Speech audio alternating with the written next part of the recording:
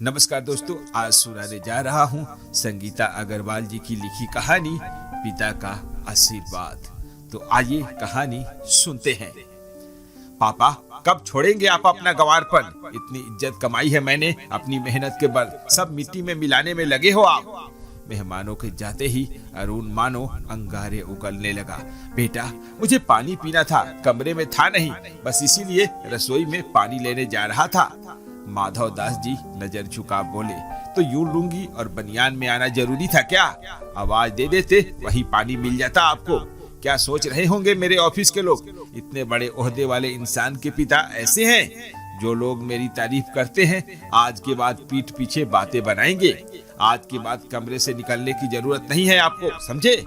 मिताली, पानी भिजवा दो इनके लिए। पिता को एक बार और झिड़क अरुण ने पत्नी को आवाज लगाई। रहने दो बेटा, अब प्यास मर गई। ये बोल माधव दास जी अपमान का घूंट पीते अपने कमरे की तरफ बढ़ गए। हाँ, इन्हें तो मेरी बेइज्जती करवानी थी ऑफिस के लोगों के सामने, बस जानकर आए थे इसीलिए बाहर। तंग आ चुका हूँ इनसे। अरुण काफी देर तक बड़बड़ाता रहा। शांत हो जाइए, इतनी बड़ी भी कोई बात नहीं जो आप ऐसे सुना रहे हैं पापा जी को।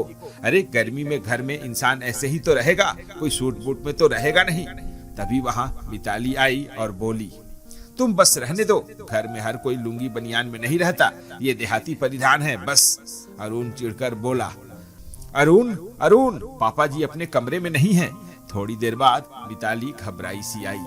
बाहर गार्डन में होंगे और जाएंगे कहाँ? अरुण लापरवाही से बोला। कहीं नहीं है, बल्कि उनका सामान भी नहीं है, वो घर छोड़कर चले गए। देखो, ये चिट्ठी छोड़कर गए हैं। मिताली एक कागज देती हुई बोली। प्रिय बेटा अरुण, जो पिता अपने बच्चे की जिंदगी बनाने को अपनी पूरी जिंदगी लगा देता है, उसे जब उसी बच्चे से तिरस्कार मिलता है, वो कोई पिता बर्दाश्त नहीं करता।